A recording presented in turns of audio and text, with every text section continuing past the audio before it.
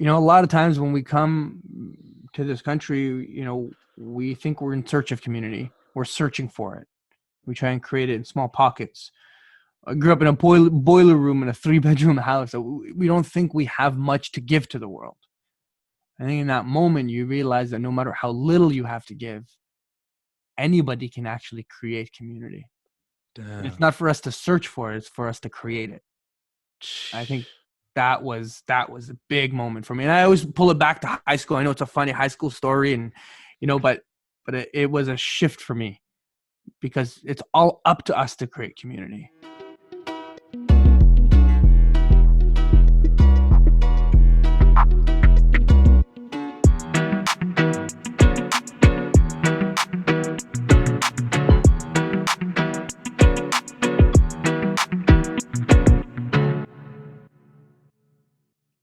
Fahad, welcome to the It's Not That Deep podcast, brother. Thanks for having me, man. I'm really excited here. Man, I'm so pumped to have you here. This is my first remote podcast, so I'm very honored to have you as my first remote guest. We had Well, I'm honored. I'm honored to be trusted to be able to, actually have the technology to be able to make this work remotely. I was a little concerned. I was like, oh, what if my internet connection isn't good enough? Yo, honestly, that's my biggest concern too, always. And you never know, like leaving it in the hands of technology, what could happen. But let me introduce you because this is probably going to be the hardest part of the podcast for me because I don't know where to start, man. You're a million things. You're a millennial workplace expert, a coach, an established keynote speaker, an entrepreneur, community builder, education reformist, philanthropist, and the list goes on, man. You fire me up. I don't know how you find enough hours in the day to do all the things you do, but we got you here, and that's also blew my mind that we could schedule you so quick. I appreciate that. I appreciate that. You're too kind. You're too kind. I'll tell you all about how we make that all work together because it all falls in together at some point, which is the beauty of it, right? I'm sure there is some harmony there, man. But like, seriously, I mean it from the bottom of my heart. You're a very inspirational individual. You enact change for thousands of people. Not only in just the Thank you. Ottawa area, but like you make a real impact, and you have some accolades to speak for that. We could list them. We could sit here for hours and just like list. Canada's 20 under 20 2019 Rising Speaker Award, United Way Uh, Community Builder Award. But like, you're too you know, kind. You're I, too kind, I, man. I genuinely want to start from the beginning. Let's talk about the humble beginnings for Fahad. What is like what's the story? Tell me the story from the very beginning, man. All right, let's I guess take the story back. So I think I think as many new immigrants to Canada, the story will be kind of similar, and they'll find the themes they'll find where their story interacts. So my family is a mixed family. So I was born in Kuwait. My brothers and sisters were all born in Kuwait. My parents were born in Kuwait. Their entire lives they lived there. Um, but in 1990, 1990, Iraq invaded Kuwait. And so if you studied world history, studied Middle Eastern history, we were there during that invasion. And that invasion was an inflection point in my family's history. It was a point where things forever changed. And not always because of the war itself and because of the invasion. Luckily, we were safe from any physical harm.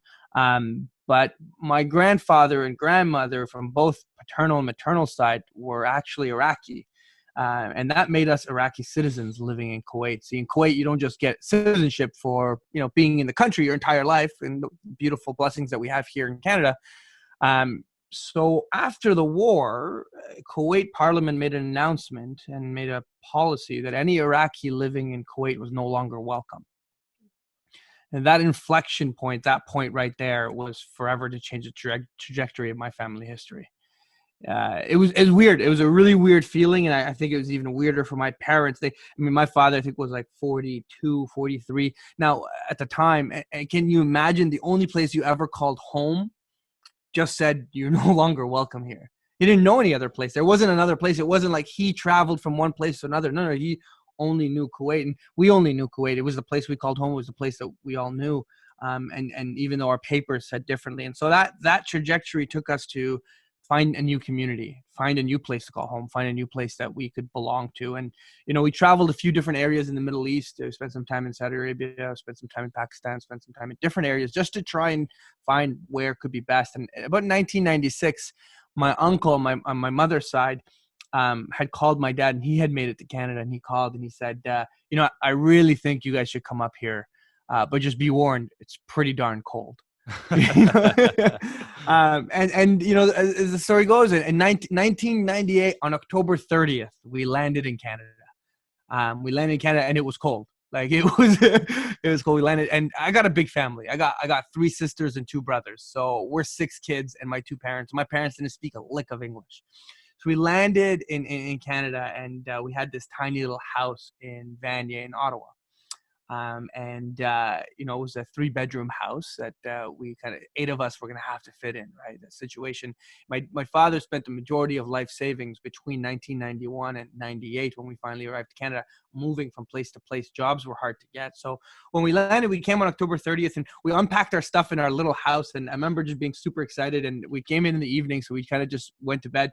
That next day, we unpacked our stuff, and me and my brother were like, yo, we should really check out the neighborhood. We should really check it out. So at about 4 p.m. on October 31st, me and my siblings all put our little bags on, and we went around the neighborhood to check it out. And all we saw were little ghosts and goblins running around, knocking on people's doors. It was Halloween, and we had absolutely no idea what Halloween was. I mean, I turned to my brother, and I was like, oh my God, what country is this? Like, where are we? My mother turned to my father and was like, what devil worship is this? Like, what's going on? And so we came to Canada, and that was our journey here, and we came to Vanier in Ottawa. And Vanier in the 90s and Vanier in the early 2000s was quite a rough neighborhood, and today it continues to struggle, but it has the highest density between Vanier and Lower Town, very close to each other. It has the highest density of low income housing in Ottawa. And the reality of our situation was that we were socioeconomically low, and we did not have a lot. And my father and mother struggled with finding work and finding their way through this world, through this new reality in a different lens with a different language. And I always explain our younger days as being translators, the translators between my parents and this world, whether it was translating language or it was translating culture, it was translating society. Our humble beginnings are difficult beginnings were in that Vanier house. It was, we joked, it was a 3-bedroom house, and there was 8 of us. My father turned the boiler room into a bedroom for my older brother. He had hid the boiler with like a little curtain, and he put the TV and the PS2 and made it the hypest room in the whole house, and we all hung out there. We used to use the central vacuum holes. You could yell inside of them, and you'd have like a PA system for the house. Like the entire house could hear. We started doing morning announcements and using the central vacuum home. But we left Kuwait in search of community, and we found community within our own family. We created community within our own house. We were a bit isolated for the first few years in a new world, but it was, my dad would call us a team. That we were 6, right? 6 kids, and we created such a tight-knit community, tight-knit culture. And I would say the entire journey from that point and into everything else that I've done was this search for community, was this building community, was this creating a place where people feel like they can belong, because that was my essence of what we felt was taken away from us. Right. So a lot of volatility growing up, searching for that community, and then finding it almost within your own family as a pocket within this completely new society. And then I'm making a bit of an assumption here, but it's never fully, there's never, like, you never fully immerse into the culture. Your family is still going to carry things with them that are part of their culture to this day. You know, there are still things you might have to, I mean, as far as they probably come, there's still things you probably have to explain to them on a Of day to day. course. No, mom, Of we don't do course. that. Like, no, dad, oh my God, like, no, man, a barbecue, like, is like, yeah, all these kinds of things, right? So, You yeah. know, that's really, I always say, you know, today we do work with developing culture within teens. And when I always explain culture, I would say culture are the unwritten rules. And you know about unwritten rules if you ever came to a new country. And I was talking a story of, I took my dad to Washington last summer, just to get, you know, kind of, he's never seen it and wanted to kind of go on a little vacation. And we're at a shawarma store. And, you know, of course, we find the only shawarma store in Washington, right? And we're ordering food. And he wants the turnip. So he like points at it through the window, like glass, right? And the lady goes and grabs like the wrong thing. He's like, no, not those. And he reaches over the glass and says, that one right there, right? And you know, you and I'm like, oh my, no, Dad, you can't do that. You can't reach over the glass. Stop. But, you know, he's like, well, she didn't know which one. So I was just showing her. And he's not wrong. But they're just little cultural subtleties, you know, Yeah, that subtleties. sometimes are, you know, you make a good point. I always say this. I think the greatest gift that any immigrant has is that you sit in between two objective truths and you realize that the majority of life is relative truths. Ooh, power. You sit in between the truth that your parents hold and the culture that you have in the society that you grew up in, and they believe that objective truth to be completely true. And then you show up to this society and they have this complete different objective truth. And you realize you're both not objective. And you get to sit right in the middle of it and you get to see both truths and create your own and realize that you can design the truth. You can design the relative truth you want. I think it's a gift that we're all given. That's very powerful right there, man. And it applies to so much more than just culture. It applies to almost everything in life. You know, we love to have things separated in our minds as binary, as black or white. And it often exists between the lines in gray areas for everything. And we could talk about that alone here for hours, of just the different examples of how usually the solution or the best answer to something is in between those truths. Yes. Yeah. Very much true. Very much true. Very much So then walk me through then, you know, fast forward a little bit, then now, you know, you're within the Ottawa culture of Canada very much now, you know, being raised in the school system and whatnot. Talk to me about what it was like being a young Fahad, and then, like, you know, what were some of the things you wanted to do back then? Yeah, definitely. So you know, you know, after finding community with our family, I'd say the next place we really found community was we went to the Boys and Girls Clubs of Ottawa, you know, community center where we played sports. And young Fahad was a little bit of a sports junkie. He just enjoyed playing basketball, played volleyball, just got really into that. And, you know, the story that I tell often is I remember that really becomes a pivotal point in my life was I was in grade 12. I went to Colonel By High School in grade 12. I remember sitting down for lunch and with a couple buddies, and I get a call from one of my good friends, my good friend Mohammed. And I know we all have 7 friends named Mohammed, you know, but my good friend named Mohammed, like, he gave me a call at grade 12 high school, and he said, Fahd, do you remember the challenge our principal gave us? And I was a bit confused at the time because Mo and I didn't actually go to the same school. We went to different high schools. I was like, man, what are you talking about? He's like, no, you remember elementary school? Do you remember the challenge our principal gave us? I was like, oh, yeah. I remember elementary school. He's like, remember the challenge he gave it to us during graduation? And it recalled a memory for me. It recalled my grade 8 graduation. And I remember being pulled aside from my principal. And I went to York Street Public School, elementary school here in Lower Town, Ottawa.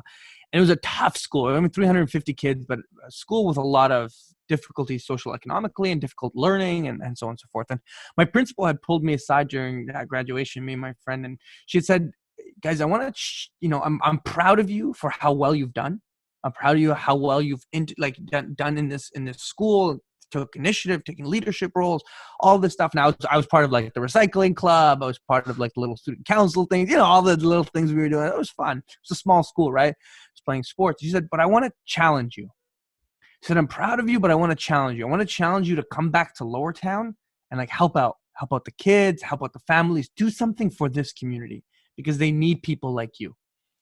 And I was 13 at the time. Right? You tell that to a 13-year-old and I'm like, bah, okay. help out. I was like, I'm busy. I got other things. I was playing Call of Duty. I was watching Dragon Ball Z. I was still playing basketball, trying to make it to the NBA, the Raptors run. I was supposed to be my Raptors run.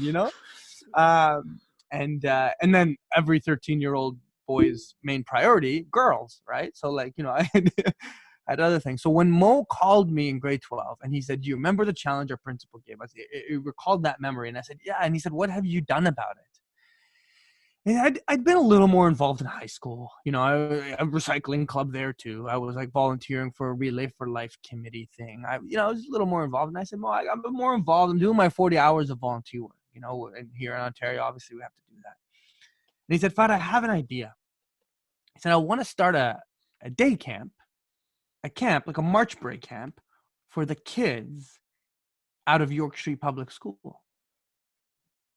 And I remember just being stunned. I'm like, "Yo, what? You want to do what?" He says, "I want to start a camp." I'm like kids, like parents give us their kids and we do this camp. He said, yeah, I want to start a camp. I'm like, "You're crazy." Like, no, first of all, what parent in their right mind is going to give two 17-year-old brown guys their kids? Like, I'm like, nobody's going to give me their kids. I wouldn't trust them with their kids. Mm-hmm. I wouldn't trust me with their kids. And we had a long conversation about it. But on that day, Mo said something very powerful to me. He said, "Fahd, I want to give those kids an opportunity that we never got." And to me, that was powerful. Right, to me, that is something each and every one of us can use as a lens to look at how we can better our community. Something that you wish you had.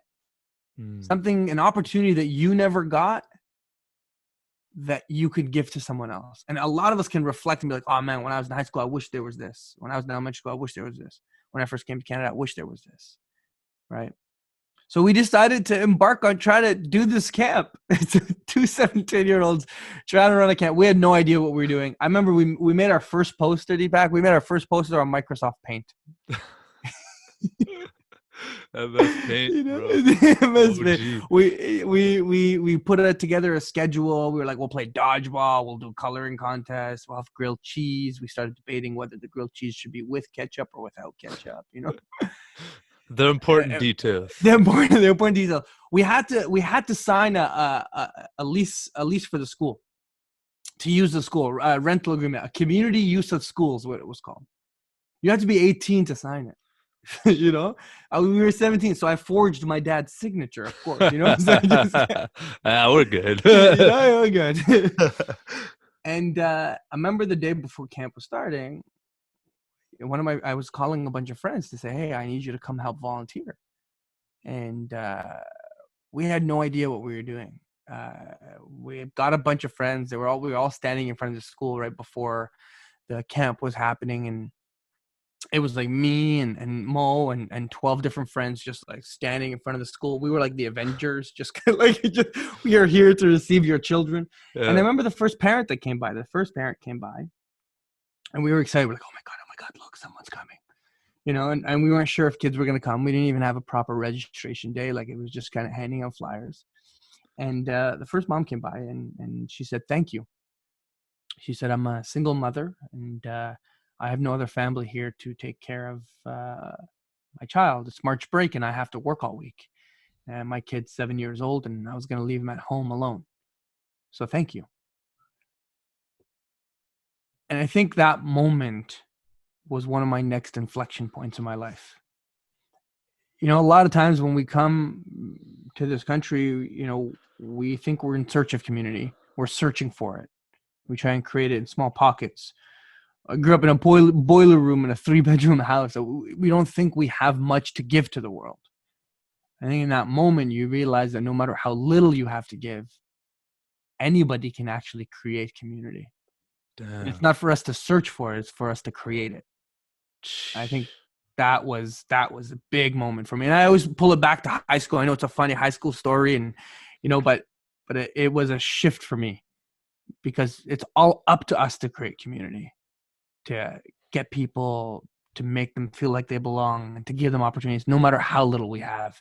And I think I learned in that moment, it was like that mother was twice my age. And, in that moment I felt like, wow, Didn't matter how old I was. I helped someone else. Didn't matter that, I was just this kid. Because a lot of us always see ourselves as just this kid. And the reason for it is actually our identity forms around the age of puberty. Around the age of 13, 14, majority of your identity forms. And you can, spend the rest of life unpacking it and repacking it. But when you think of yourself, you always think of yourself as the kid, the 13, 14-year-old self, right? Mm-hmm. And as long as we see ourselves sometimes as the kid, we don't see those next steps. So, that camp really, and that experience really projected me. So I kind of fast forward just a bit, went into university and continued working on that camp. And we ran that camp for 5 years while we were in university. We raised over $40,000. We helped over 250 families in that community just by getting a bunch of friends together, making a poster of Microsoft Paint and renting out a school. It was a simple thing that we could have done, but it was phenomenal. And my university journey was then always around this idea of creating community, building community in different areas. And I ended up running as president of the student union at Carleton. And that was an amazing 2 years where I was president of CUSA and learning to create community there and learning to create leaders there. And, the journey goes on from there. So you could say that first camp, that first decision to take your principal's words to heart and act on it was the catalyzing moment for all the things that then came. And that was kind of your, I guess I could say, your first aha, where you were like, oh, okay, so I think we could actually have impact out here, even though we don't have that much ourselves. That's powerful, man. And then so when you always were kind of involved in things kind of just for fun at first, but then in university, I feel like you probably started to take it a little bit more seriously. And then not only was, your involvement in these things just a self-serving, like, this is going to look good on my resume, or you know what, this is just a good thing to do because it sounds good. No, like, you were actually involved in these things because you knew that you could have an impact on people's lives. Very much so. Very much so. Yeah. And It, so it was a big shift. What were some of the biggest, takeaways from being involved in things in university like CUSA, and you mentioned other groups as well? Yeah. Well, we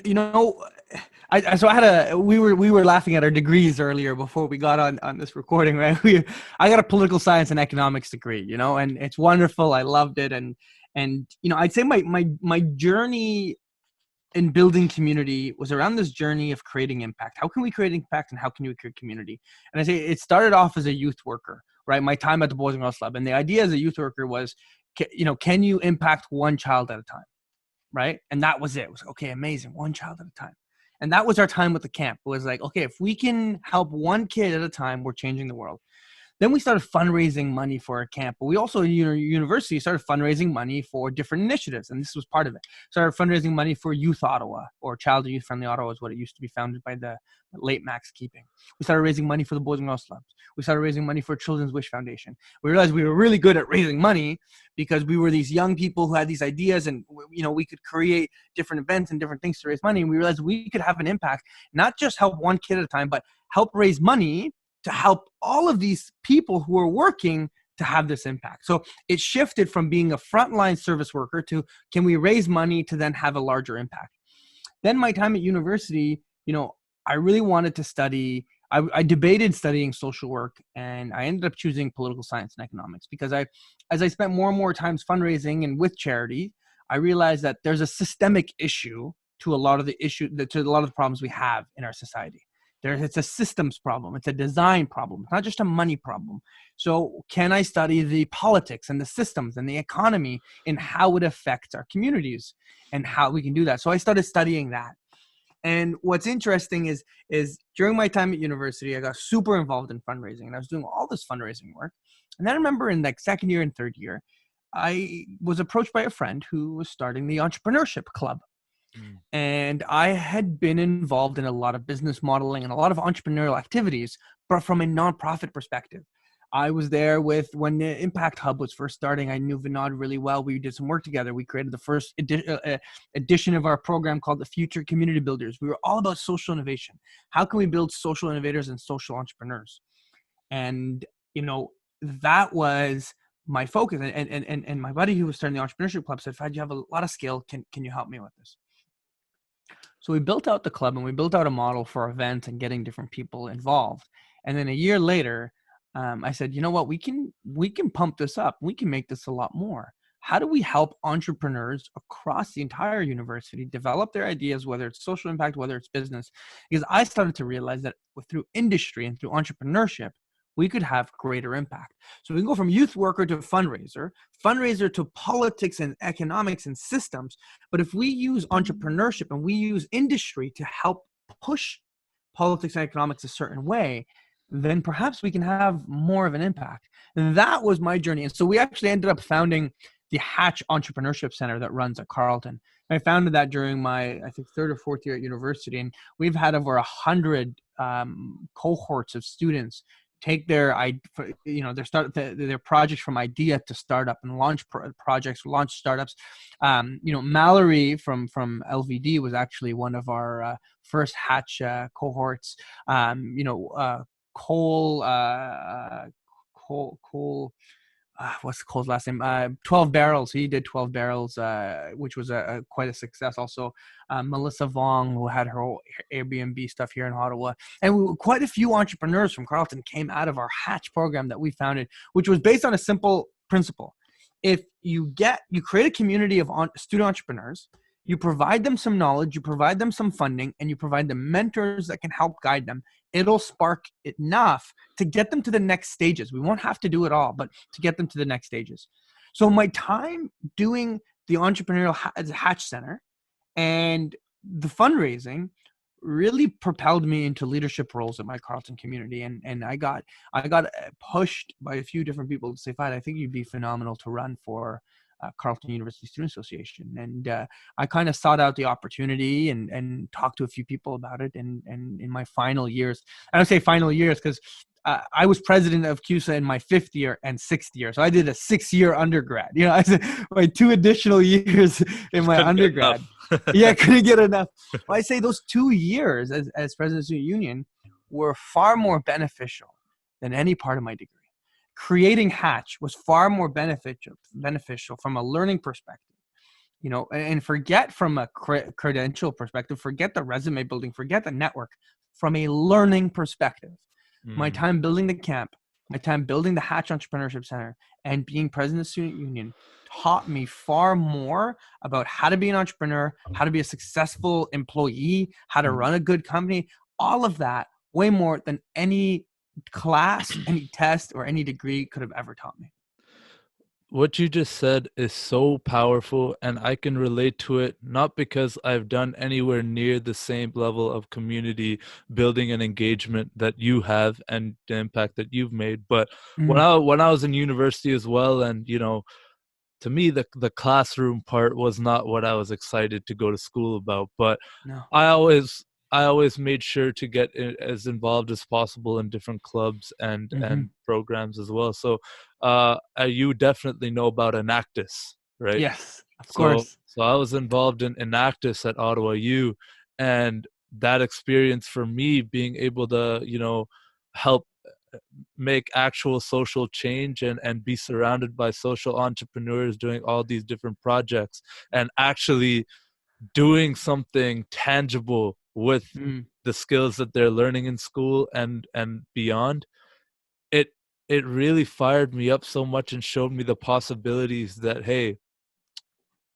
I try not to speak negative about my school experience, because I got so much more out of that and joining various other clubs and meeting people like people like you, very much like you, who would lead and actually be teaching themselves entrepreneurship by becoming entrepreneurs, by actually doing these things.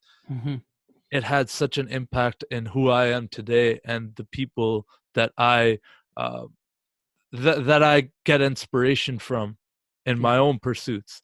So I think it's very important while you're in university, and that's not to say you have to be a social entrepreneur, but it's very important when you're in university to venture outside of just the classroom and take take those uncomfortable little steps into doing things that are going to make you feel a little bit weird. Mhm. I'm sure when you wrote your first grant proposal, you had no idea what you were doing. I'm No sure idea. I'm sure the first time, you ran Hatch, or you were bringing in entrepreneurs who had some vision or idea. You didn't actually know how to build $1 million a month brand for these people, like Yeah. but you were able to provide them with the tools so that you could not just give a man a fish but teach a man to fish. And Mhm. so Mhm. that's very powerful, man. I love this story so far. I'm just writing a million notes right now. I'm so fired up. Let's talk about then, kind of after university. Now, Mhm. the 6 years are up, man, and it's like, look, I can't extend this anymore. What's Yeah. next? Did you ever work a normal job per se? I say the normal jobs I had were throughout high school and university, in the sense that I worked as a youth worker, and then I worked in leadership development, so for high school students. So I ran leadership and training programs all throughout university, and even some parts of late high school, around for elementary schools and all that. So those were my normal jobs. And then after university was that moment. It was, okay, well, what's next? And I remember doing a number of interviews, because after university, you're a recent grad, you're put into this bucket of recent grads. And I was doing a bunch of interviews. So I did interviews with Shopify, I did interviews with Ascent, I did interviews with a few government, I did interviews with some parliamentarians. Right? I was lucky in the sense that I had enough experience and enough of a network that opportunities were there. I had quite a few people who say, "Yeah, come work for us or come do this." And it was interesting. I had an issue with it, and I remember talking to my mentor with it, because I had been offered a number of jobs, and I hadn't taken any yet. I was kind of playing to see what I could get, or what I wanted, because I was convinced that it wasn't what I wanted, but there was something off with it. And my issue was that I felt I was being pigeonholed into this grouping of recent grads and inexperienced, right? And you need an entry level job, an inexperienced job, so that you can build experience. I'm like, but when I look back, I had a lot of experience. So why do I feel that's not being recognized? And a mentor of mine said something very interesting. He said, Fahd, whatever level job you take, if you're going to keep working, you're going to keep the creative intellect that you have, and you keep pushing and pursuing and working hard and going above and beyond, you'll rise through it. No problem. He says, but if you feel that people aren't valuing your current what you can bring to the table, then maybe you need to go create something on your own, because you can only value what you can bring to the table. And so this idea of entrepreneurship has always been part of it. And I think it hit me there, was that nobody's going to truly value what I can bring to the table unless I go out there and prove it without needing a job, you know? And even then, will people ever value what I know I can bring? I said, I don't know. So I actually ended up, in that summer, starting a project that I had already started during my time at university, and it was called Frank is a Phone, which was Frank Technologies was the company. Frank is a Phone was a project. It was this mobile phone. Have you heard of blue phones currently? Blue phones. They're Yeah, these I have cheap. actually. Yeah, Yeah, yeah. They're I these know those cheap ones. Chinese phones, Yeah. essentially, that you can use here in the Canadian market, and they're inexpensive. We essentially wanted to create another version of the blue phone, but have better marketing around it. Because if you use the blue phone, you knew that it was a bit of a shitty product, but it also was poorly marketed, and it felt like a cheap Chinese phone.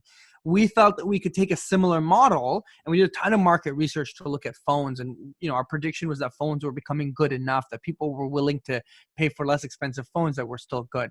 So we started, me and my friend Mo, a different Mo this time, different Mo, started this project called Frank is a Phone. We were going to bring this mobile phone technology. But at the same time as I'm doing this, I'm like, okay, I still need an income coming in, because I'm spending months working at this. And so I ended up working for a startup called Change Jar. And when I applied for a full-time position. I applied with them, and we went through the whole interview process. They offered me the job. And then when they offered me the job, I said, can I do it part-time? I don't think they were happy with me then, but what I did was I showed them my value. I showed them that hey, you want me, you want my skill set, and you want what I can provide you. I can't do it for you full time, because I want to work on my project. So can I work part-time? And they agreed to work part-time. And so what I realized here was a big moment. I realized the leverage you have when people choose you. When you're interviewing and someone says, I want you, suddenly you have leverage. Suddenly you can ask for things because they in a hot talent market, in a hot labor market that we were in, and now because of the current COVID crisis, we're going to be in more of a lagging labor market. But in the hot market, you're able to have more leverage. You're able to negotiate and say, well, I want this, or I don't want that, or I want this job, because people want you. When someone's hiring, they also want the best talent. So just as much as you're looking for a job, they're looking for someone who's good enough. So I asked for it to be part-time and negotiated with them, and I took it as a contract, and I took it as a consultant, essentially, a business development consultant to help ChangeJar enter university markets, which is what they wanted. And so my marketing skills, my business development skills, and my knowledge of student unions really helped in getting this contract. So I got this contract. I'm doing work with ChangeJar, and then I'm also building out this phone. And we built out this phone, and we worked on it for quite a few months. And we're running a crowdfunding campaign to see if we can raise a certain amount of money, pre-sell the phone, do all this stuff. And the Frank is a phone brand is a fun brand. So it's like this kudo, cheeky brand. Our tagline was "fuck the big guys." So, and our tagline was "fuck the big guys." And then on every phone, it said, "It's just a fucking phone." And our advertising was, "It's just a fucking phone. You can ignore your mother on this phone too. You can take a picture of your food for Instagram on this phone too." It was this whole, fun marketing play. Mm-hmm. We worked on that project for maybe, total about a year and a bit. And when our crowdfunding campaign launched, we raised about $70,000, which was phenomenal. We sold about 350 phones. We had this amazing kind of play to it. The marketing, we got 13 different news outlets pick up our story. We were on CBC, we were on different tech news. It was pretty phenomenal. But at the same time, it became a little bit disastrous. It became disastrous because certain people, I'd say in either Reddit communities or different communities, had an issue with the fact that the phone used an existing OEM. It used an existing case that we got from China versus it being a completely proprietary. Yeah. And we couldn't afford a design from scratch phone because it would have cost us $100,000 just to get a full mold done. And that whole point of being able to afford it sell an expensive phone, and it was 180 US, so it was about 250 Canadian was the phone retailing for. And so to be able to do that, we had to keep costs extremely low. We were direct to consumer, all that stuff. So we had a few issues there. Things popped up, and then we had a few issues with the manufacturer. Then our crowdfunding platform had a few issues in regards to patents and whether, what qualified, what didn't qualify, and different things. At the end of it, halfway through the crowdfunding campaign, the whole thing gets shut down. Now, here's the difficult part. I had put every dollar I had into that project. I personally put all the savings I had during university. I paid my way through university. My parents couldn't pay anything, but my 2 years as president of student union, you got paid, and I was really good with my money. So I put money away, and I had quite a bit of savings. I dumped all my savings into this project. I pulled out different lines of credit for this project. I really went all in to make this phone work, and I was about $22,000 to $23,000 in debt when it all came crashing down. And it all came crashing down, and it was a little bit of a fiery mess because it came crashing down, and then all these news reporters wanted to now know why it came crashing down. What happened? Why did Indiegogo cancel that? Why did this happen? Why did this happen? And so not only did your project just fail, it was going to fail publicly because everyone's watching it. And that was tough. Yeah. It's one thing, I think, to fail. It's another to fail publicly. Yeah. Where like friends of friends knew what was happening. Everyone that I spoke to had read an article, had seen it, had talked about it. People, and this wasn't my first failure. During my time at Carleton University the Student Association, I always laugh. We released a music video. It's called the "I'm Gonna Vote" video. You can check it out on YouTube later. And it was this idea of getting people to to come out and vote, and it was filled with swearing, and it was rapping, and it was just a fun thing. But some people hated it, and it got over 60,000 views on YouTube, and it was another public fail. This was my second or third, I would say, enormously public fail. And man, it hurt. It hurt because you just helped so many entrepreneurs. I was very confident in this project. I really thought we had a chance. I really thought we were going to break through.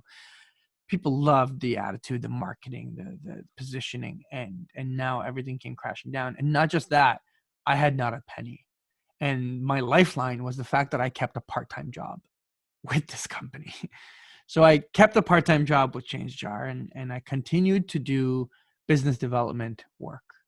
Now, during this entire time, which I haven't mentioned, during my time at university, after we started the camp, 2 years in, I had been asked to speak at different high schools. My old high school teacher had contacted me and said, "Hey, Fahd, I'd love for you to come speak to our grade 12 class about the project that you were doing." I was like, "Okay, cool. Yeah, I could do that." I remember going in.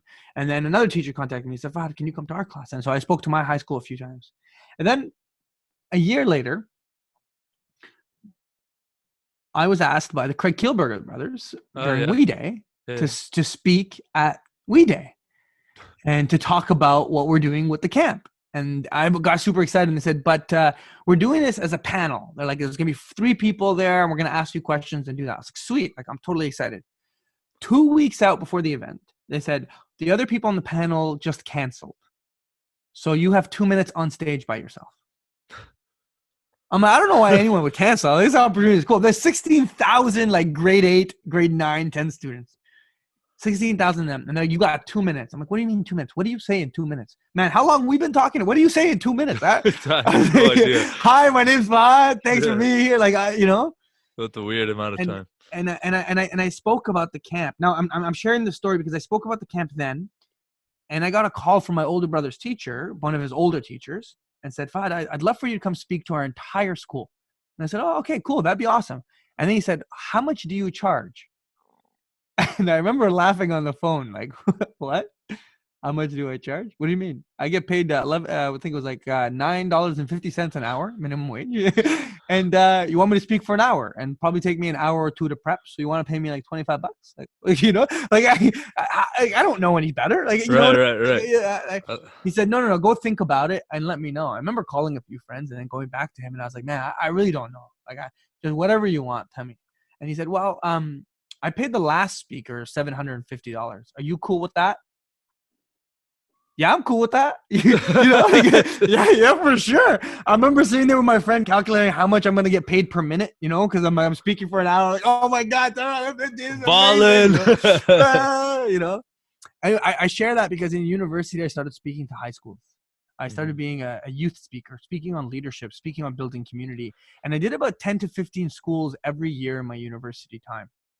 Now, when my Francophone project plummeted and crashed, and I had no money and I had credit card debt, I was getting a bit of money from this part-time job, but at the same time, I had been getting a few calls from schools, and I was ignoring them because I was busy with this project. And I said, "Okay, you know what? I'm gonna go back to speaking to some of these schools and just see if I can get like $250 here, $500 here, $700, just something to keep me going." Cause like, I got a story to tell, and people clearly love the story I'm sharing about the camp and how we overcame the community. But okay, sure, I'll do this. So here I am working at ChangeJar. I start speaking more at these high schools, and the speaking coach that I had from like years ago contacts me and says, "Hey, I heard you're doing some of this business development work. I want you to come to one of my sessions, one of my speaking sessions. I want you to just come to it again, refresh some of the skill stuff. I might have an opportunity for you." And I said, "Okay, cool." So I went to one of his sessions, and it was good refresher. And he's a phenomenal speaking coach. His name is Steve Lowell, and I really learned with them. And at the end of the session, he said, "I want to bring you on to help us with business development. So I'm growing my business, and I need someone to do a business development contract." I said, "You know what? No problem. I'm doing one contract with ChangeJar, and I'll do another contract with you. And I'll have both these contracts, and I'll do my speaking. And that way I'll wear a few different hats, but maybe I'll get out of this debt situation." He said, "Okay, but how do you want to do this?" And so we negotiated quite a bit, and I ended up actually taking on, based on my confidence, I ended up taking on a full commission model. I said, you know what? I'll work completely on commission because I was convinced, because we had these large contracts, that I could make a ton more money on commission working with him. I ended my change our contract after about 6 or 7 months with the company. The company wasn't doing too well. There was issues with its product, with its value proposition, and its positioning, and it was running out of cash flow. And I remember speaking to the CEO, and I said, these are the changes I think we need to see. But I ended that contract. I continued speaking, and then I was working with this business, with S&J Training Solutions, with this business development for training, and I did that for about a year. And I made maybe $5,000. Wow. I built everything. I built the website. I built the communications. I built social media. I built I did all the business development. I reached out to all the salespeople. I built the marketing funnels. I did everything. And at the end of that year, he said, this really isn't working for me. I'm just going to cancel this contract. It was a bit of a... He said that, or you said that? He said that. What? What? Wait, like that. I know. One part. Try to make that make sense for me.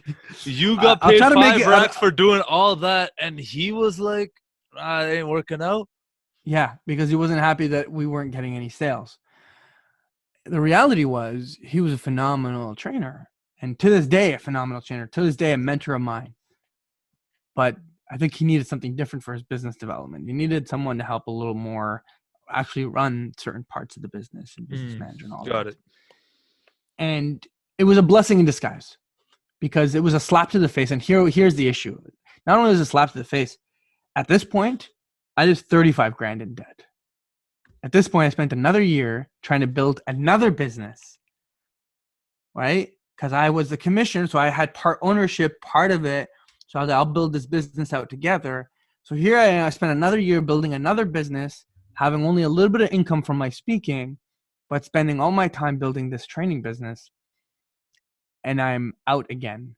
And this was 2 failures within a span of 2 years, with 35 grand of debt on my back. And not just any debt, man, fucking credit card debt was like, and the credit card debt at 35 grand and at 21% interest rate.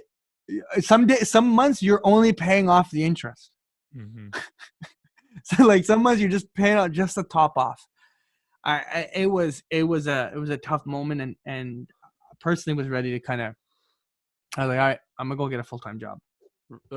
Which is like what I was gonna ask you next. Like, at what point, do you start to think, okay, well, maybe this entrepreneurship stuff is just not for me.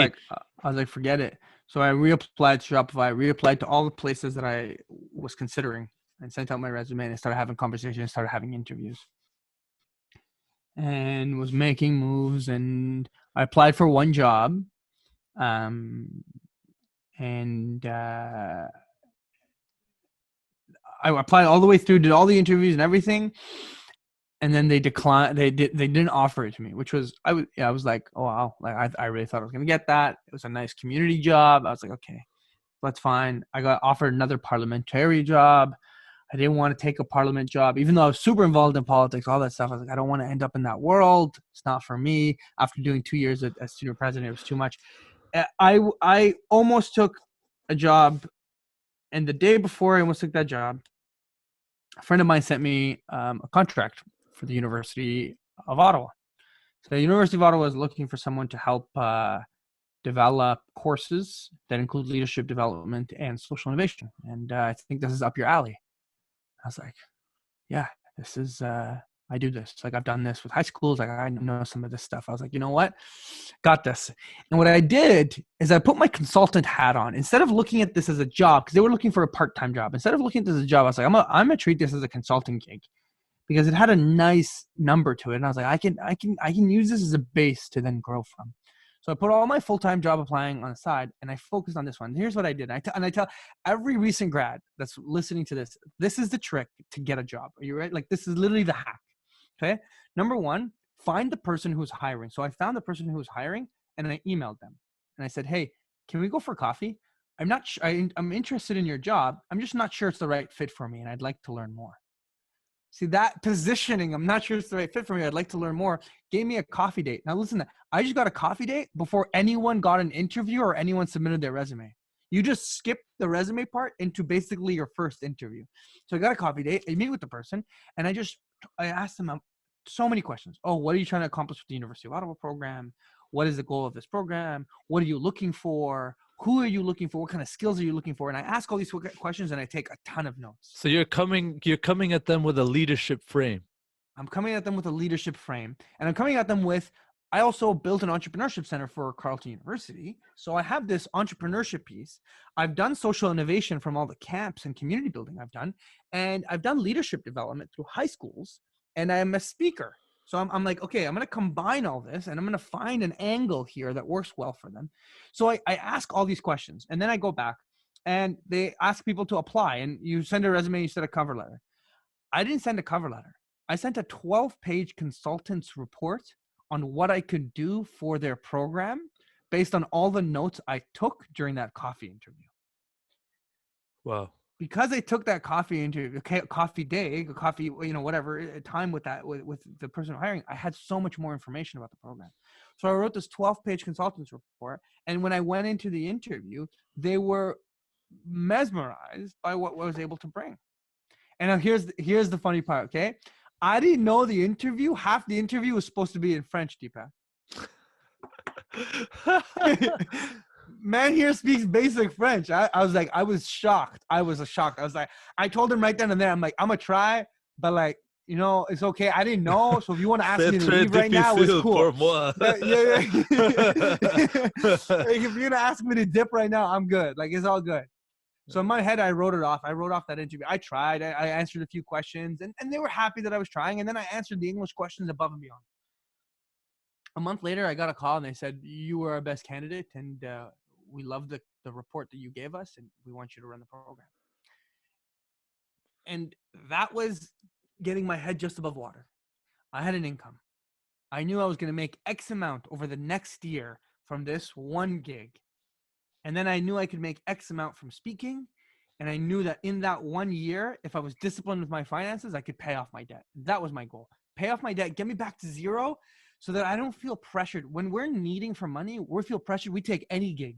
And I was doing random jobs. At one point, I was on different job websites looking. I'll teach English overseas for like Chinese kids online. Like I'll be a product promoter. I was like anything. I just needed an income. But I didn't want an income that was full-time that was going to stop me.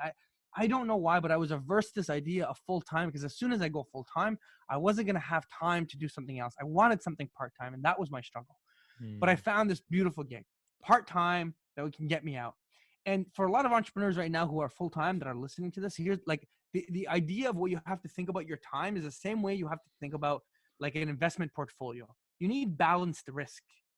You need to balance your risk. If you're going to go full in on entrepreneurship, go live at home and balance your risk. Reduce your cost and balance your risk, right? You can't take high risk here and high risk here. You have to lower risk certain areas. And then if you're working full time and you're like, how do I get to becoming fully entrepreneurial? You don't just make the jump. A lot of people say like, dive all in, do it all. No. Start doing it as a side hustle. Then move your job to part-time. Then move, like slowly edge your way into doing it fully. Now, that start at the University of Ottawa was a start of looking at educational reform. I've been with the university for about 2 years now to do that. And so we were started redesigning academic courses to include leadership development and entrepreneurship, social innovation. And so we've redesigned over 16 courses at the University of Ottawa, Faculty of Arts, Social Sciences. And so I work with these professors on redesigning their pedagogy, redesigning how we do learning, to look at complex problem solving as a number one skill, to use community partners as part of our education system. So it's experiential learning. So what we do is we bring in a community partner that has a problem that is very closely attached to what the course is teaching. So I'll give you an example. We have a geography class, a geomatics class. So the geomatics class has to do mapping. So we got Shepherds of Good Hope, a homeless shelter, to work with us so that we can heat map the city and cold map the city to see where there's heat pockets and cold pockets, and then to lay over a map of where we've seen homeless deaths due to heat and cold, to see if there are certain pockets in the city that cause greater amount of deaths. Yeah. And the students are working on this, and the students are providing this data to the city and providing it to the community shelters. And so we started to design these programs, which is phenomenal. So at the same time as I'm designing these programs, my speaking at high schools and universities is just growing immensely, because people are loving my story. People are loving the personality. People are loving the show, the entire experience. So my speaking is growing. My University of Ottawa stuff is growing. And then because I've worked for so many startups, that same year, a bunch of startups, one of my good friends contacted me and said, Fahd, I know you do this leadership development stuff for like high school students, university students. I know you're redesigning courses. I got a bunch of young managers who don't really know how to manage a team. And they're working for my startup. They're phenomenal designers. They're phenomenal marketers. They're phenomenal product people. They don't know how to manage a team. Do you think you can come and run some workshops for us? I was like, yeah, I can do that. Yeah, I've been doing that. Actually, they're just, just at a different stage. Yeah. And I would say that next step where the interjection of building community through developing leaders in high schools, educating them through university, university experiential learning through our ventures program at the University of Ottawa, and this workshops that we run for startups led to the birth of the company that I have now, which is called Unicorn Labs. And so at Unicorn Labs, we help develop young leaders. We focus on startups, but we develop their soft skills, their emotional skills. We develop their technical skills, and we develop them so that they can 10x their teams and 10x their companies. And we have our own pedagogy, and we have our own research around our leadership and what makes phenomenal startup leaders. And we call them unicorn leaders, leaders who can impact 1 billion people, leaders who can actually develop a startup that will reach 1 billion people. Powerful, man. That's so powerful. I love this whole story and how everything is built up onto each other. Yeah. None of these events, good or bad, are happened in isolation. It's not like one of these events in your life just happened on its own. It all built up to who you are today, and is continuing to build up to who you are going to be. And so, oh man, like this is like, I feel like we're just scratching the surface. We're really just getting started, but we're already over an hour. Well, okay. on this We've on this taken too much time. podcast. I'm probably talking too much. I'm a storyteller. It's not you, man. It's not you. I love it. I want to continue, and let's talk a little bit now. Let's shift gears a little bit now about Unicorn Labs, but even more than that, how are you harmonizing all these things that you're doing currently together to build your own business and your own brand? Yeah, definitely. So I think the core of it all is around building community, and it ties right back to that search for community that me and my family had. When we go into high schools and I'm doing the keynote speech for the entire school, and I share the story with them, what we encourage the students is to find something in their school that they can improve and they can build community. When we're working with university students and we're developing their leadership capacity, we're bringing in community partners so the students feel that the work they're doing isn't just a paper, but it's actually impacting people. Our definition of leadership is no longer a noun. There's no leader. It's a verb. A leader's an action. Leadership is an action. It is a continuous action. And what it actually is, it is small actions that create a sense of belonging. Leaders who create community.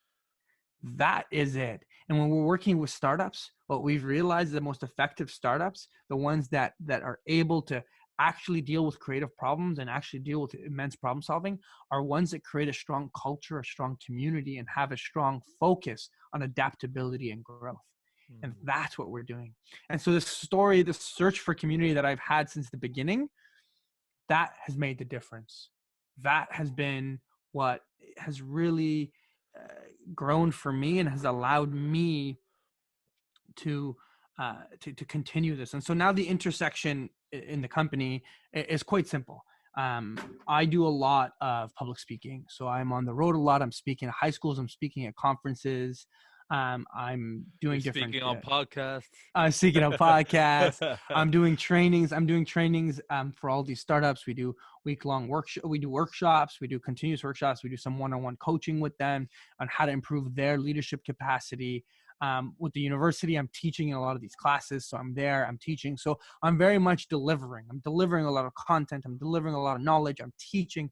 I'm very much a coach, and I'm very much a teacher. And the irony of all this is that my father was a teacher in Kuwait. He became a principal. And right before all of it, became a mess, he worked under the educational minister to reform education in order to develop better soft skills.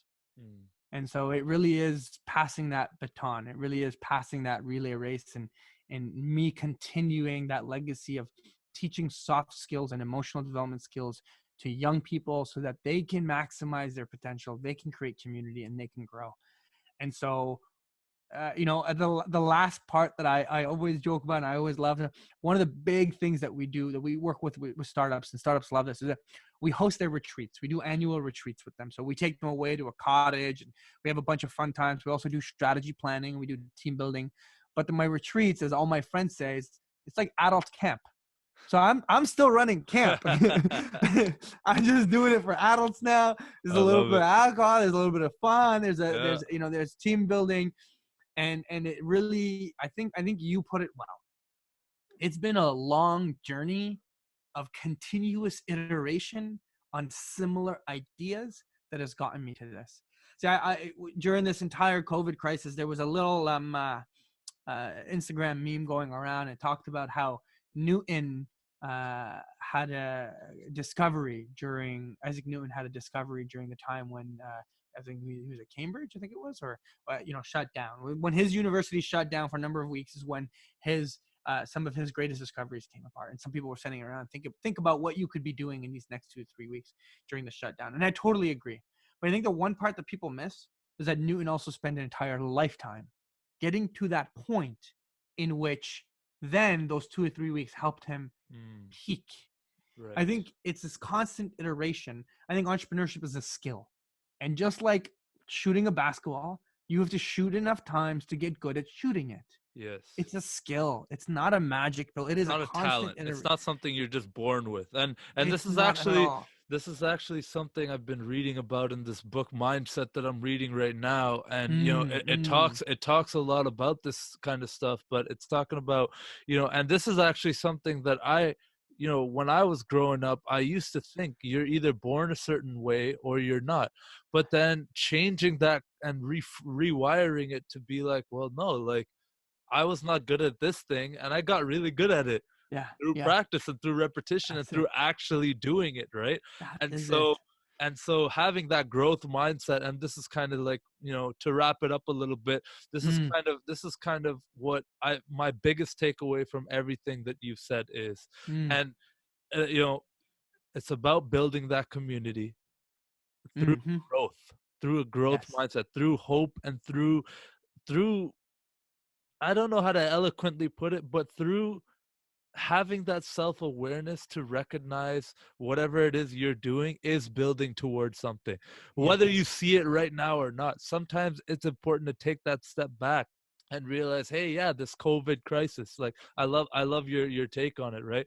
It really sucks right now. It's there's a lot of uncertainty in the world. There's a lot of questions. There's a lot of people sick and obviously directly affected from it, and then a lot of people indirectly affected by it. But what are you going to do at this time? When you look back at the COVID crisis and how you reacted to these kinds of things,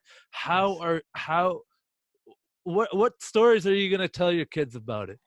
Well, are you going to tell them that, this is a time I beat myself up and, only binged Netflix and like was just upset by everything going on and constantly consuming the negativity and scrolling through social media and just being sad about it? Or is it a time that you're taking as an opportunity to try to do things outside of your comfort zone? For me, I would say it's getting on a Zoom call for my podcast. This is something very much out of my comfort zone, but hey, so far it's gone great.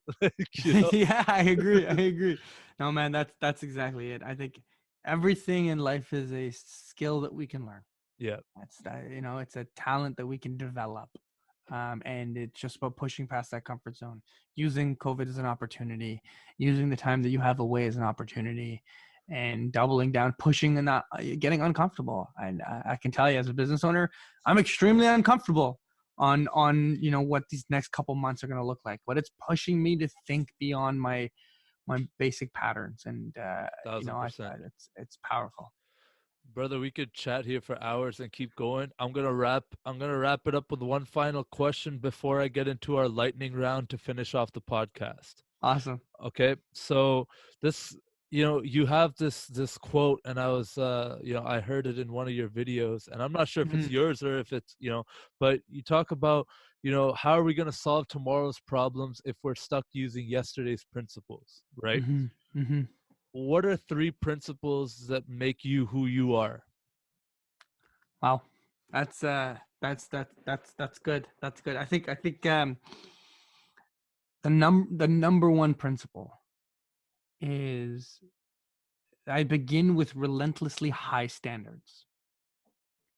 And that doesn't mean that I only put work out that's perfect. I mean, I hold myself to high standards in every part of my life, and how I show up, and how I deal with relationships, and how I do my work, and how I have iterative design. I begin with relentlessly high standards. That's number one. Number two is I feed my insatiable curiosity. Man, learn. Whenever, if curiosity hits you and you're like, oh, I'm curious about something, go for it right then. Don't Right. say, don't bookmark it and say I'll get back to it. No. In that moment, feed your curiosity, because there is nothing more powerful than that curious method, that learning opportunity that happens right in that moment. That's how we all started off, right? We were all Mm-hmm. kids in the classroom who raised our hands and asked a billion dumb questions, right? But that's how Yes. we learned. And then Yeah. for some reason, you get to university and you get intimidated by 300 people in your class, and you're no longer that little kid who raises his or her hand. You know what I'm Yeah. saying? Yeah. Exactly. But yeah, Exactly. sorry, I'll let you No. finish. That's good. And then the third one is always play the long game. Mm, Always play the long game. I think, far too many of us are thinking, oh man, like I had all my goals. I was going to win 2020. 2020 was amazing. Man, the people who are winning 2020 were started in 2010. mm, If you're starting now, build to win 2030. yes. What are you doing to build 2030? To win 2030? That's what it's about. Fire, man. That's fire. I love that. You fired me up, man. Bro, Fahad, I feel like we could just chat here for hours, man. I do have to wrap this up. We'll do Thanks, another man. podcast in the future. You could come by the Definitely. studio and we'll Would do love that. it. But right before I let you go, what I do with all my guests is a quick lightning round, 5 Mm-hmm. questions just to end it off. Just because I never knew how to end podcasts before, I could just talk forever, just like you. Um, so question 1, what would you tell 17-year-old Fahad? Wow. What would I tell 17-year-old Fahd? Um,